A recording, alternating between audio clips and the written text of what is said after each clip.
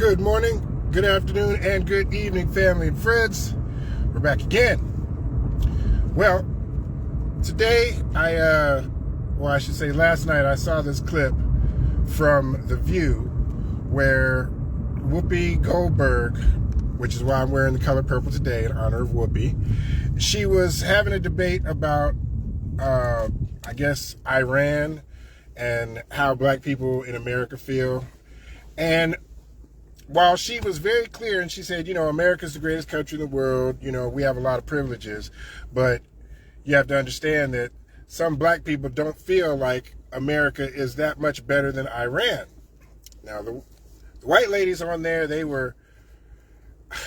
did a lot of back and forth, but I don't think that they really understood the point that Whoopi was making. She wasn't saying that literally America is worse than Iran for black people. What she was saying was, you have to understand how living in America, being black in America, can make you feel. And I thought about that, and I really wanted to dissect that for a moment. And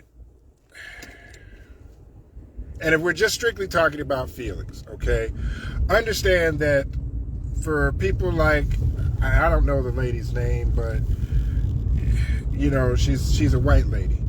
Understand that people on the MAGA side of the world, their feelings get turned into laws.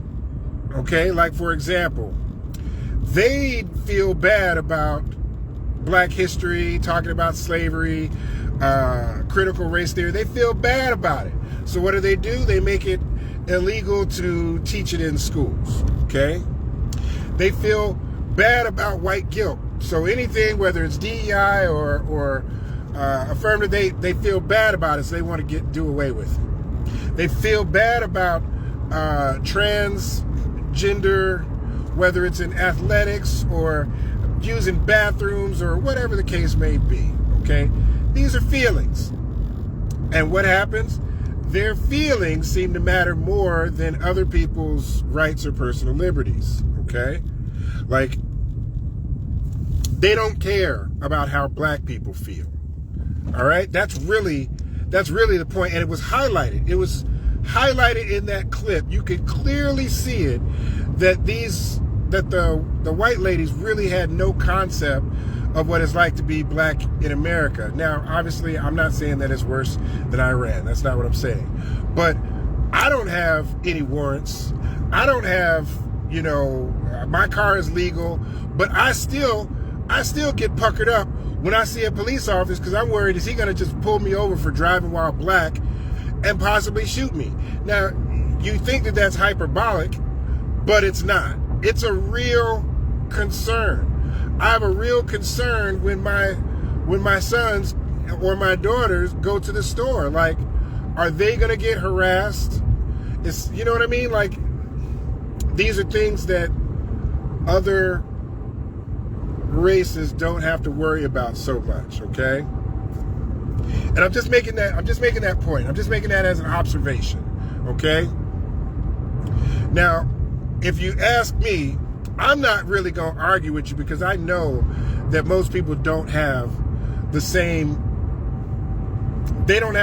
understanding that I do of racism. I've got friends from high school that I can name drop, and they will tell you that I've been to their house and I'm the only black person who's ever been to their house. I've been called the N-word at dinner tables of some of these said friends. And it was like, I understand that your folks are just that way, and I don't hold that against you. So it's a totally different perspective growing up black in America than it is white in America, okay?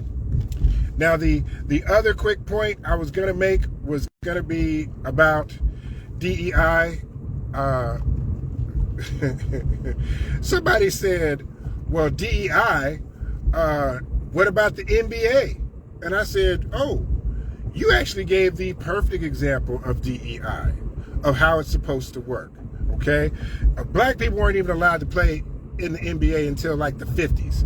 And when we did, it was very easy to see, oh, snap. Same with like the Olympics, all those things, they were segregated. As soon as they started allowing black people into athletics, they were like, oh, they're faster, stronger, jump higher, have more hand-eye coordination. We need these people if we're going to be the best. That's what DEI is supposed to do, give you a chance. Now you say, well, the NBA is primarily black. Okay, but that's because DEI still allows guys like Dirk Nowitzki, Luka Doncic, Yao Ming. If you're good enough to play, they're going to put you on the floor. We have female referees, we have female coaches, and if you're good enough, you're going to get your shot. That's really all DEI does, is it says you have to give people a shot. And if they're good enough, you let them have the job. Okay? Think about all the short kings that were in the NBA. Like, these are people under 6 feet. Muggsy Bogues, Spud Webb, Isaiah Thomas. You know, that's just to name a couple of really famous ones. But they were good enough to play. These are guys like 5'8", 5 shorter than me. And they were good enough to play in the NBA against 6 and 7 footers because they got a chance. That's all DEI does. It gives you a chance. Okay? Or that's what it's supposed to do. Just give you a chance. And if you're good enough, you get the job. All right? So anyway, that's my video for today. And thank you guys for watching. Don't forget, if you get a chance, you know, jump over to the YouTube, hit a like. I don't know if I should just post the link. I guess I will. I'll just start posting the link to the YouTube with the video, or in the comments of the video.